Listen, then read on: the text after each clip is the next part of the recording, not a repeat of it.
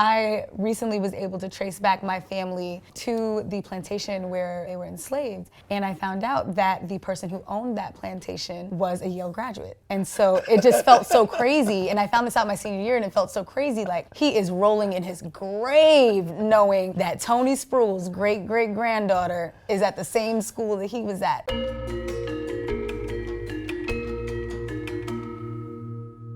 Hi, my name is Brea Baker. I'm a racial and gender justice organizer, and I'm 24 years old. Hi, my name is Bob Gore. I'm a photographer, broadcaster, activist, and I'm 72 years old. What does activist mean to you, that title? You know, it's interesting because this is a label or a title that is relatively new. We used to call it movement. I think what it means is a point of view on change for people who otherwise couldn't do it for themselves. When did you start organizing? Well, I first met Dr. King when I was 17 years old. I had no idea how transformative meeting him was going to be. In fact, I literally left home on a Friday with one kind of attitude and came back with a totally different vocabulary. Right. It changed my whole life moving forward. What would you say is your proudest moment or one of your proudest moments? I came to New York in 1980-ish. to run a television station that was owned by the city of New York. And I was able to convince the city to convert the schedule to doing black programming in prime time, 7 days a week, that had never, ever even been thought of, let alone done. Right. It was so monumental. And it became not only an entertainment and education platform, but a forum for the African American community. So we had people who had been locked out completely from the system now had a chance. What activated me was Trayvon Martin's death. That was my freshman year of college. I think I was just like grasping for something, just who can cultivate me and teach me where to go, because I have a lot of like unbridled rage.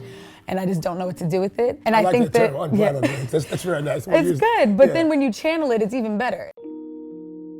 My earliest project in 1965, we were working to get lead paint removed from apartments on the west side of Chicago. We're still working. I was going to say that work is still happening. But a lot of what we do is to repeat what we've been doing. It's just scary to think that I can do all this work and still this sort of thing will be happening. I can't imagine 50 more years of Trump-esque, neo-Nazi-esque. So you're challenging. That is the name of the game. There will always be challenges. Yeah. But you're seeing progress. I mean, from Emmett Till to Trayvon Martin in my lifetime. You don't just go to the funeral and weep anymore. Now there's an organized reaction and a discussion about change in criminal justice that wasn't even thinkable. One day I decided to go into the dining car on the Dixie Hummingbird. They told me, but I had $5 burned in my pocket. And they went back and told my mother, said, listen, if your son comes in the dining car again, we're gonna put all y'all off the train. You got that. You realize, oh, this is really serious. And even if I don't care about it, I don't want to face my father when I go back to Chicago, because it was so serious, you know. And do I care about eating in the dining car on the train? I said, yes. It seems like a small thing, but it says to me in a very concrete and specific term how far we have come. Yeah.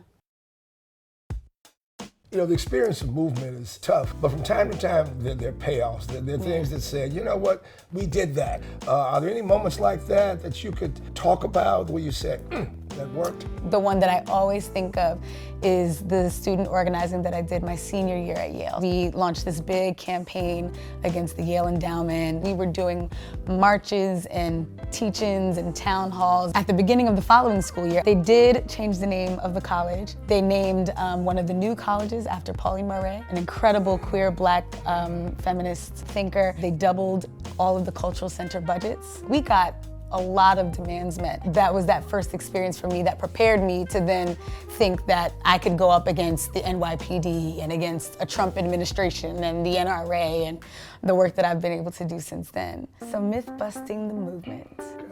Myth-busting the movement. Well, to some extent, the movement was built on mythology. People came for what they thought was going to be the excitement and the joy of freeing other people and the rallies and all of that, and then realized it was just dogged, day by day, rejection to some wild ideas that you had to stay with. And of course, the popular media kind of glamorized the movement Yes. because you could only televise those things that you happen to have covered, which were the culminations, which were the mass meetings, which were the celebrity gatherings and concerts. But nowadays, you all are the glamour people. I mean, you know, And that's the daytime same television, myth. I love this thing. I mean, I think similarly, it's that same myth. The interviews, that's like once or a couple times a year. Like, even, you know, like family who will ask me, oh, Brea's just always getting arrested somewhere. And it's like, I've only been arrested 3 times. Actually, most of the time I'm setting up like film screenings and trying to like engage the community